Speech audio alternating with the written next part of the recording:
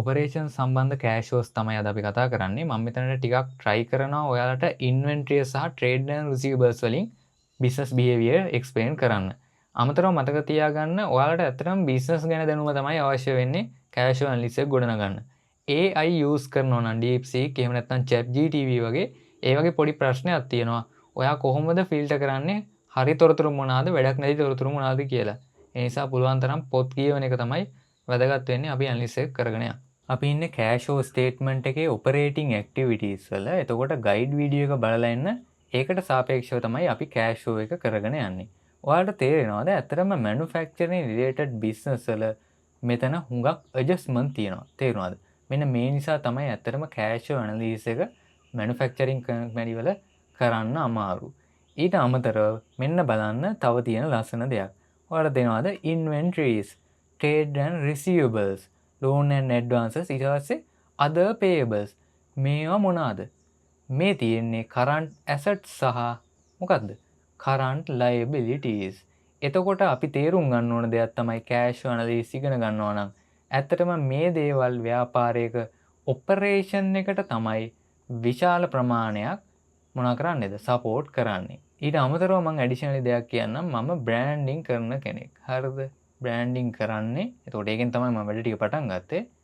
මේ බ්‍රෑන්ඩින් කරද්දී අපිට බිස්නස් ගැන හොඳ අවබෝධයක් තියෙන්න ඕන. හරිද? B2B තමයි මම කරන්නේත්. ඒ කරන්නත් බිස්නස් ගැන හොඳ අවබෝධයක් තියෙන්න ඕන. මෙන්න මේක හොයපු නිසා තමයි ඇත්තටම මේ විදිහට සෙන්සිටිව් තැන් හොඳට තේරෙන්නේ. එතකොට ඔයාලටත් මෙන්න මේ විදිහටම ඉගෙන ගන්න වෙනවා. හරිද? පොත් කියවන්න නැත්තම් ප්‍රීමියර් ප්‍රෝග්‍රෑම් තියෙනවා. ප්‍රීමියර් ප්‍රෝග්‍රෑම් ගණන් නැහැ. හරිද? 140යි 140යි දැන් ප්‍රෝග්‍රෑම් එක. කලින් 1.20ට තිබ්බේ. නමුත් ඔයා එන්න ඕන 60 එකට පර්සනල් සූට් එකට. මේවා ගණන් වැඩි නෑ. මේවා නියම වැලියු එකට තියෙන්නේ. හරිද? මම ලංකාවේ කස්ටමර් බේස් එකට නෙමෙයි සර්විස් එක දෙන්නේ. රයිට්. අපි එතකොට මෙන්න මේ කරන්ට් ඇසට් බේස් එකේ ඔපරේෂන්ස් වලට යන්න. ඔයාලට බලා ගන්න පුළුවන් බැලන්ස් ෂීට් එකේ මොනවද මේ තියෙන්නේ? කරන්ට් ඇසට්ස් අන්න තියෙනවා. මුලින්ම මොනවද? ඉන්වෙන්ටරි, ට්‍රේඩ් ඇන්ඩ් රිසීවබල්ස්. මෙන්න මේ දෙක එක්ක තමයි මම තව ටිකක් එක්ස්ප්ලেইন කරන්න බලාපොරොත්තු වෙන්නේ. කරන්ට් ලයබිලිටිස් එක්ක අපි වෙන දවසක් කතා කරමු. එතකොට ව්‍යාපාරයක ඉන්වෙන්ටරිය තියෙනවා. මොකද වෙලා තියෙන්නේ 4 ඉඳන් 289 දක්වා වැඩි වෙලා තියෙනවා. දැන් මෙතන සරල විදිහට අපි ගත්තොත් මොකද්ද වෙයි යුත්තේ? කෑෂ් අවුට්ෆ්ලෝ එකක් සිද්ධ වෙන්න ඕන. මොකද ඇසට් බේස් එක වැඩි වෙලා තියෙන හින්දා. ඔන්න බලන්න මේවා වෙනස් වෙනවා කාලයත් එක්ක. හරිද? ඊළඟට තියෙනවා ට්‍රේඩ් ඇන්ඩ් රිසීවබල්ස්. මේමයි. ඉන්වෙන්ටරිය විකුණුවාට පස්සේ මේක මොකද්ද වෙයි යුත්තේ? මේක එන්න ඕන ට්‍රේඩ් ඇන්ඩ් රිසීවබල්ස් වලට. ට්‍රේඩ් ඇන්ඩ් රිසීවබල්ස් වලට විකුණලා කාලයක් ගිහිල්ලා මොකද වෙන්න ඕන ව්‍යාපාරය ඇතුළට? අන්න කෑෂ් එන්න ඕන. කෑෂ් ඉන්ෆ්ලෝ එකක් සිදු විය යුතුයි.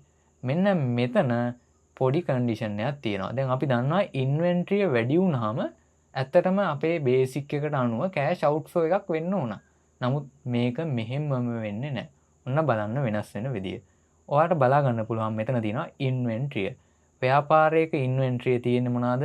මෙන්න පළවෙනි එක. අපි හිතමු මේ කම්පැනිය කෝප්ප තමයි හදන්නේ කියලා නේද? මග්ස් හදනවා කියලා. එතකොට මුලින්ම තියෙනවා raw material 144ක්. දැක්කද? raw material තියෙනවා 144ක්. දෙවනියට තියෙනවා මොනවාද? good in transit. අපි හිතමු මෙතන තමයි මග්ස් තියෙන්නේ කියලා, කෝප්ප ටික තියෙන්නේ කියලා. මෙන්න මෙතන තියෙනවා කෝප්ප ටික. තේරුණාද? හදලා ඉවර වෙලා. තුන්වෙනි කොටස. මෙතන තේරුම් ගන්න ඕන ඇත්තටම ව්‍යාපාරයක ඉන්වෙන්ටරිය කොටස් 3කට බෙදන්න පුළුවන්. පළවෙනි එක තමයි raw material, දෙවෙනි එක හොයන්න අනිවාර්යෙන්ම, තුන්වෙනි එක තමයි මොකද්ද? product එක. අපි හිතමු මග් එක කියලා, කෝප් එක කියලා. එතකොට දැන් ඔයාලට තේරෙනවද මෙන්න මෙතන raw material මොකද වෙලා තියෙන්නේ? බිඳුවේ නා 144ට ගිහිල්ලා තියෙනවා. මේකෙන් අදහස් කරන්නේ මොකද්ද? ඇත්තටම cash outflow එකක් සිදු වෙලා තියෙනවා. product එක මොකද වෙලා තියෙන්නේ? මෙතන බිඳුවේ ඉඳන් 142ට ගිහිල්ලා තියෙනවා. හැබැයි මේක cash outflow එකක් කරනවද? කොහෙත්ම නෑ. මේක internally වෙන cash show එකක්. එතකොට ඇත්තටම ව්‍යාපාරයක raw material නම් වැඩි වෙන්නේ ඒක විතරයි cash outflow එකක් සිදු වෙන්න උදව් කරන්නේ. යම් කිසි මොහොතක මේ product එක නම් මේ ව්‍යාපාරය ඇතුලේ ගොඩ ගැහෙන්නේ.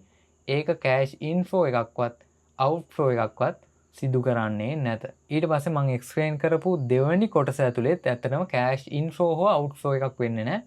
මේක කල්පනා කරන්න මොන වගේ දේවල්ද තියෙන්න ඕන කියලා. හරිද?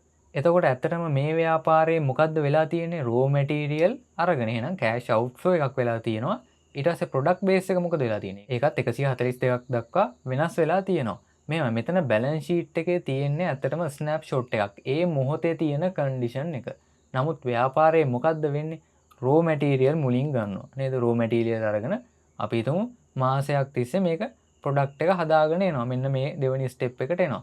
දෙවෙනි step එකට ගිහිල්ලා තව මාස දෙකක් ඇතුළත තමයි මෙන්න මේ කෝප්පේ හැදෙන්නේ, මග් එක හැදෙන්නේ. එතකොට තේරෙනවද? ඇත්තටම මේ හැම තැනකදීම cash outflow හෝ inflow behavior එකක් වෙනවා. හරිද? සරල විදිහට හිතන්න raw material ගන්න අය වෙනම කම්පැනියක් නේද? process කරන අය වෙනම කම්පැනියක්, මග් එක හදන අය වෙනම කම්පැනියක් කියලා. එතකොට ඇත්තටම මේ හැම තැනකම මොකද වෙන්නේ? cash inflow සහ outflow වෙනවා. එකම දේ තමයි මෙන්න මේ තනි ව්‍යාපාරයක් නිසා අපිට balance sheet සහ income statement බලද්දි තේරෙන්නේ මෙන්න මේ cash outflow එක සහ මෙතනින් product එක විකුණුවාට පස්සේ cash inflow එක විතරයි. නමුත් ඒ විදිහට නෙමෙයි, ඊට වඩා complex condition එකක් තියෙනවා මෙන්න මේ manufacturing business වල.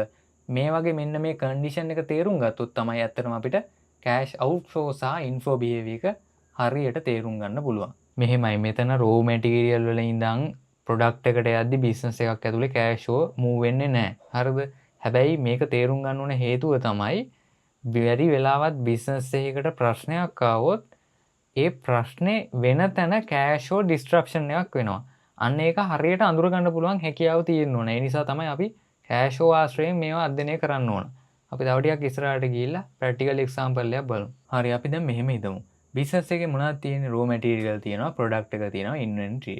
අපි හිතමු ව්‍යාපාරයේ ඇත්තටම raw material එක තමයි ඔන්න වැඩි වේගන යන්නේ. එහෙම වුණාම මොකද්ද විය යුත්තේ?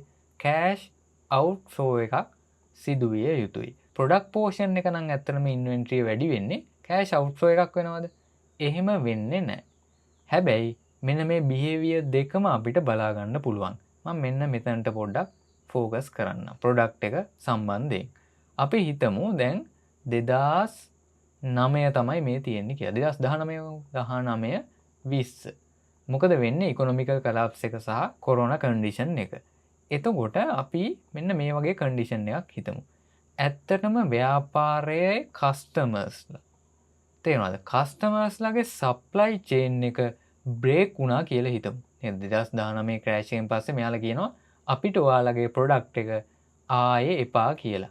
එහෙම වුණාම ව්‍යාපාරයේ ඇතුලේ ප්‍රොඩක්ට් එක මොකද වෙන්නේ? ප්‍රොඩක්ට් ප්‍රමාණය ඉහළ යනවා. මෙන්න මේ වගේ සප්ලයි චේන් එකක් ඩැමේජ් වුණොත් කස්ටමර්ගේ පැත්තෙන් මේක සඩන් ලොස් එකකට යනවා. තේරුණාද? කෑෂ් ඉන්ෆ්ලෝ වෙන්නේ නැහැ. අන්න සෙල්ලම. මේ කෑෂ් ඉන්ෆ්ලෝ උනේ නැති වුණාම මොකද වෙන්නේ? හරිම සරලයි. ඔපරේටින් නෙට් කෑෂ් ෆ්ලෝ සඩන්ලි මොකද වෙන්නේ? මයිනස් වෙන්න ගන්නවා. බ්‍රැකට් ඇතුලේ ඔන්න වැටෙන්න ගන්නවා. මෙහෙමයි. කෑෂ් ඇනලිසිස් රෙයා. හරිද? එතකොට මේවා හරියට ඉගෙන ගන්න ඕන කෑෂ් ෆ්ලෝ ඇනලයිසර් කෙනෙක් වෙන්න. ඒ නිසා පුළුවන් තරම් නෝට් ඩවුන් කරගෙන ඉගෙන ගන්න. මොකද ආයේ මේක රිපීට් වෙන්නේ නැහැ. දැන් අවුරුදු 2කමාරක් මේ channel එක කරගෙන යන්නේ. තවම එක කෑෂ් ෆ්ලෝ ඇනලයිසර් කෙනෙක්වත් හම්බ වෙලා නැහැ. එතකොට ඔයාලා තමයි මුල්ම කෑෂ් ෆ්ලෝ ඇනලයිසර්ස්ලා හරියට ඉගෙන ගන්න. හරිද? මෙන්න මේ විදිහට සප්ලයි චේන් එක ඩැමේජ් වෙලා කස්ටමර්ගේ පැත්තෙන් මොකද වෙන්නේ? ලොස් එකක් වුණොත් ඔපරේටින් නෙට් කෑෂ් ෆ්ලෝ එක මයිනස් වෙනවා. මේකම raw material වලට වෙන්නත් පුළුවන් නේද? සප්ලයර්ස්ලා. සප්ලයර්ස්ලා කියනවා ඔයාගේ හරියන්නේ නැහැ. ඔයාට ආපහු අපි සප්ලයි දෙන්නේ නැහැ කියලා. එහෙම වුණාම බ්‍රේක් වුණොත් ඇත්තටම ඔපරේටින් නෙට් කෑෂ් ෆ්ලෝ එහෙම නැත්නම් කෑෂ් ඉන්ෆ්ලෝ වෙන එක නවතිනවද? ඒ මොහොතේම වෙන්නේ නැහැ. ටික කාලයක් ගිහිල්ලා තමයි අන්න ලොස් එකකට යන්නේ. තේරුණාද? ඔන්න ඔය කන්ඩිෂන් දෙක ලියලා තියාගන්න. ඔන්න මම තව ටිකක් මේක කම්ප්ලෙක්ස් කරනවා. අපි දැන් හිතමු මේ ව්‍යාපාරයේ ඉන්වෙන්ටරිය ඔන්න විකුණනවා goods විදිහට. හරිද? ඒසියා සියාකා කියන කම්පැනි. එතකොට මෙයාලගේ trade and receivables වලට විකුණලා මොකද්ද වෙන්න තියෙන්නේ? cash inflow එකක් කරන්න තියෙනවා ඒ විකුණපු කට්ටිය. නමුත් එයාලා කියනවා අපි ඔයාලට සල්ලි දෙන්න මේ මොහොතේ අමාරුයි. මොකද 2019 20 ක්‍රෑෂ් එක නිසා මේ ව්‍යාපාරයට මොකද කරන්න පුළුවන්? cash inflow එකක් කරන්න බෑ අපේ මෙන්න මේ ව්‍යාපාරයට. එතකොට මොකද වෙන්න ඕන? හරිනම් cash inflow එකක් වෙන්නේ නැහැ. ඒකෙන් මොකද්ද වෙන්න ඕන? operating net cash flow sudden minus condition එකකට එන්න ඕන. එතකොට ඇත්තටම මේ ව්‍යාපාරයට කරන්න පුළුවන් මොනවද? ඔන්න ඔයාලගේ බිස්නස් ස්කිල් එක මෙතන මෙෂර් කරන්න පුළුවන්. දැන් ප්‍රායෝගිකව ව්‍යාපාරයක මේ වගේ කන්ඩිෂන් එකක් වුණොත් ඔයා මැනේජර් නම් ඔයා මොකද්ද කරන්නේ? ඔයා සිම්ප්ලි දැන් කෑෂ් ඕන ව්‍යාපාරයට මොකද කරන්නේ? ලෝන් එකක් ගන්න පුළුවන්. නේද? එන්න තියෙනවා ලෝන් ඇන් ඇඩ්වාන්ස් නෝට් එක 12.1 එක ගිහිල්ලා බලන්න. ලෝන් එකක් ගත්තොත් මොකද වෙන්නේ? අන්න කෑෂ් ඉන්ෆ්ලෝ එකක් කරගෙන ව්‍යාපාරය පවත්වාගෙන යන්න පුළුවන්. හැබැයි මීට වඩා වෙනස් කන්ඩිෂන් එකක් තියෙනවා. මේ ව්‍යාපාරයට ඇත්තටම තව බිස්නස් එකකට මොකද්ද කරන්න පුළුවන්? මොනවද විකුණන්න පුළුවන්? ඉන්වෙන්ටරියද? එහෙම නැත්නම් රෝ මැටීරියල්ද? මෙයාලට මෙන්න මේ ට්‍රේඩ් ඇන්ඩ් රිසීවබල්ස් ටික විකුණන්න පුළුවන්. මේක විකුණපුවම මේ ව්‍යාපාරය මොකද කරන්නේ? මේ ව්‍යාපාරයට කෑෂ් ඉන්ෆ්ලෝ එකක් සිද්ධ කරනවා. දැක්කද? කස්ටමර්ගෙන් නෙවෙයි මේ කෑෂ් ඉන්ෆ්ලෝ එක වෙන්නේ. ව්‍යාපාරය මොකද කරන්නේ? ට්‍රේඩ් ඇන්ඩ් රිසීවබල්ස් වෙන බිස්නස් එකකට විකුණනවා. ඒ බිස්නස් එක කෑෂ් දෙනවා අදාළ ව්‍යාපාරයට. එතකොට මේ කස්ටමර්ස් මොකද කරන්නේ? කස්ටමර්ස්ට පුළුවන් මේ 2021 දී සල්ලි එනවා නම් ආන් ඒ 2021 එන ප්‍රමාණය මෙයාලට ගෙවන්න. ඔන්න කන්ඩිෂන් එක. කෑෂ් ඉන්ෆ්ලෝ එකක් කරනවා 2021 දී. එතකොට මතක තියාගන්න ඇත්තටම operating net cash flow positive වුණත් මෙන්න මේ වගේ බිහේවියර් එකක් නම් තියෙන්නේ. එතකොට මොකක්ද හිතන්න පුළුවන්? අන්න බිස්නස් එකේ සප්ලයි චේන් වල තව පොඩි ඉෂුව එකක් ඇවිල්ලා තියෙනවා කියලා.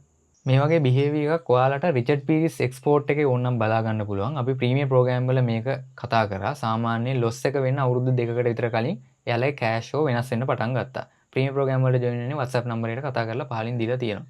එතකොට මම හිතනවා මේකත් එක්ක ගියොත් අන්න ඔයාලට එතන තියෙන ප්‍රශ්නේ අඳුර ගන්න පුළුවන් වෙයි කියලා. අනිවාර්යයෙන් මේක try කරලා බලන්න. ප්‍රැක්ටිකල් එක්සාම්පල් එකත් එක්කම මේක අඳුර ගන්න පුළුවන්ද බැරිද කියලා.